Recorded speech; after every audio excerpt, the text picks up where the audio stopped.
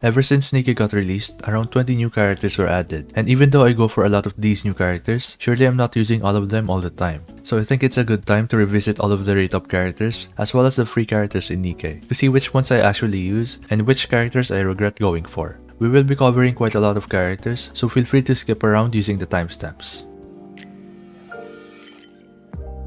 So let's first talk about Helm. If you have been playing since the beginning, you would know that she is the very first character to be featured in a rate up banner. And during that time, the community was very split between whether she is actually a good unit or not. But if you think about it, it kind of makes sense because everyone was still in the early to mid game, and you don't really see her full potential until later into the game. Helm is one of the characters who are classified as attackers, but if you take a look at her kit, she practically works as a support. She fits somewhere between a healer type unit and a traditional support character because Helm gives your team just enough healing while also increasing their damage with her skill 1 and skill 2. So she is the perfect character to go for if you need a healer without sacrificing a huge part of your team's damage. I mostly use Helm for the Union raids because her utility is perfect for most boss fights. I also use her in the PvP arena, but only in some specific teams. So overall, she has always been good at what she does, and I'm pretty sure that a lot more players started using her after she got her own costume.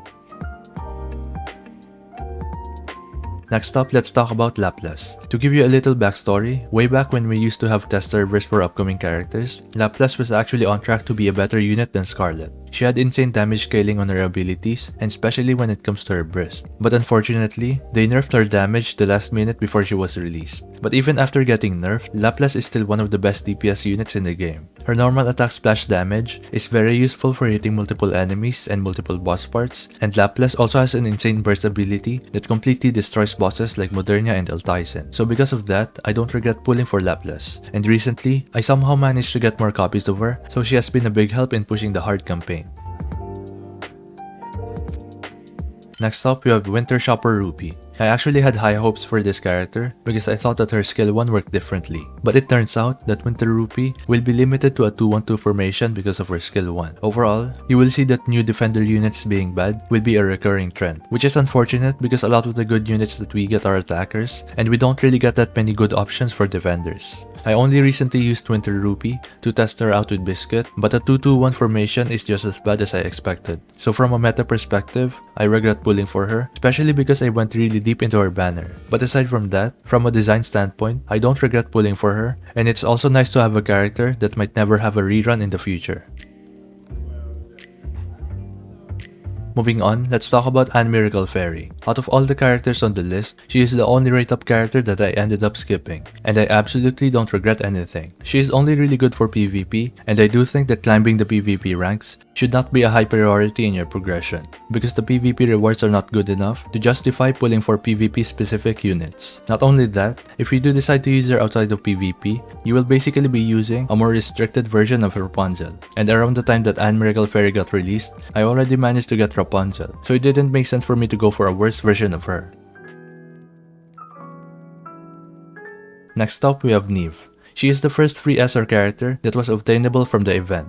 And during that time, I didn't have most of the meta shotgun units, so she was a really big help, especially against Gravedigger. But nowadays I don't use her at all, simply because her power is limited because she is only an SR unit. But for the time when I was using her, she definitely carried my interception team, so I don't regret having her as a free character.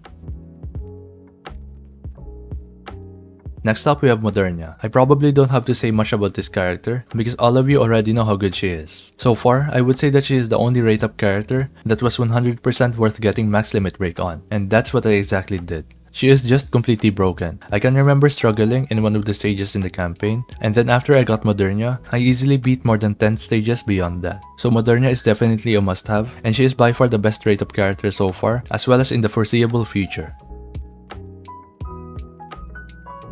And next up, we have Viper. At first, a lot of people including me didn't really see a lot of value from her kit. For one, Viper's skill 1 only activates once per battle whenever the main target first appears, and her skill 2 has this very situational effect which excludes one of your ally units from the enemy's target, but then you can lose this effect when Viper takes damage. So because of that, her kit didn't really look all that promising. But if you have seen my Nihilister boss fight guide, you would know that Viper was actually in my team when I did my full clear on chapter 20 stage 31. Viper's abilities did help, but most of her contributions came in the form of pure damage, dealing almost 10 million damage damage in that stage. So for that reason, I don't regret pulling for her, but I only ever use her in the Union raids whenever I need a more offensive burst 2 character. For the next one, we have Jackal. She is one of the few defender characters that were introduced in the past 6 months. She ended up being insanely good for PvP and decent for other content. She used to be in my main PvP team, but ever since I got Biscuit, I started to only use Jackal in my second or third PvP teams. Outside of that, I don't really use her, and I would say that she is not a character that has a big impact on my account. But on the other hand, I wouldn't really say that I regret pulling for her. It's just that it kind of doesn't matter if I have her or not, simply because PvP is not my priority for long-term progression. Next up, let's talk about Guilty. She was released alongside 2 other Liberation characters, and around the time when Coco got released, I was able to get her from the Liberation. If you want to know more about why I chose Guilty over the other options, I will have the video on the top right of the screen. But basically, I anticipated her to be really good because we haven't seen any other character with attack duplication, so that simply screams potential. And another reason why I went for her is that I badly needed a better shotgun unit. I'm definitely happy that I went for her over the other options, simply because her damage output rivals the damage of other top tier DPS units. And not to mention that she works really well even with low investment. Moving on, let's talk about Coco. Right off the bat, she is one of the characters that I regret pulling for. I was expecting that her cleansing effects will be good enough for some stages, but she is just easily outshined by other Burst 1 supports. Coco is easily a low tier character right now, but maybe she is just ahead of her time, and maybe she will eventually get better when we start to deal with more enemies with a ton of debuff application. For the next character, we have Soda. I feel like this was a character introduced for the sake of being a thirst trap, especially when you compare Soda to the other Burst 1 healers. She is easily outshined by the likes of Rapunzel, Pepper, and even Emma. Yes, Soda looks good as a character, but she is also one of the worst options to go for if you are concerned about pull value and progression.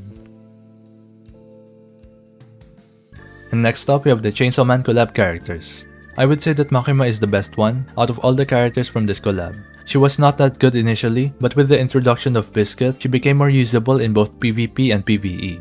Although she is not the most free-to-play friendly unit, because you need specific SSR units to really make her work. But if you have those units, then she works really well in a lot of cases. Another character from this collab is Power. Her character design is very cool, and they even added a nice reference for the manga readers. And when it comes to combat, her kit is basically a slightly different version of Epinel's. They both have attack increase for their skill 1, and they have a burst that deals 1 big damage that doubles when they have maximum stacks on their skill 1. Overall, she is good for a lot of stages, but she's not necessarily the best option for them. So I would say that I don't regret pulling for her, because Power is one of my favorite characters in the series. But at the same time, she's not someone that I usually go for, simply because the burst type 3 category is kind of oversaturated, and it's hard for her to compete with the ones that I already have high investment in.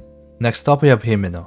I wouldn't be surprised if Himeno is the least used character out of all the new units that we got in the past 6 months. She only really works with Snow White or Alice, so if you don't have those characters, then you are better off using any other SR or SSR Burst 2 units. So she is more of a collector's item than anything else.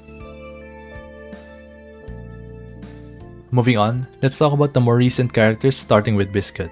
Biscuit actually turned out to be a real godsend for defender units. She lets your defenders become immortal for a few seconds, which is really useful as a counter for hard-hitting bosses like Tyson. All in all, she makes your defenders more usable in both PvP and PvE, so you can think of her as like an indirect buff for those characters. So I don't regret pulling for her, especially since I managed to get her to max limit break within 30 pulls. And recently, I got more copies just from the standard banner, so all in all, she is definitely a good pickup, especially if you are struggling against Tyson. Next up, we have Sakura. She is a character introduced as like the solution for the Altyson boss fight. Her kit is basically built to counter this boss, but even then, she is still not the best or even the most comfortable solution for the Altyson fight. And not to mention that outside of wind type bosses, she is practically useless. Her burst has an effect that only activates once per battle, her skill 2 is very niche, and the defense increase from her skill 1 is not something that you need for most cases. So because of that, Sakura is not really a must-have, not unless you like her as a character outside of combat. And last but not the least, we have the latest character, Agent D. She is actually a character that turned out to be stronger than I expected her to be. Getting your burst off very fast is so useful, especially against Modernia and Tyson. She's also one of the only 2 characters that can increase your team's full burst duration, so that is a big plus. Although she's only really good for boss fights, but if that's what you need, then Agent D will work perfectly fine. So yeah, those were all of the rate up characters that we have up until now. A lot of them have good pull value, and some are just too specific or too niche to justify pulling for them. And with that being said, that's about everything I have for this video. As always, don't forget to leave a like, comment, subscribe. Thank you so much for watching, and I'll see you in the next one. Peace.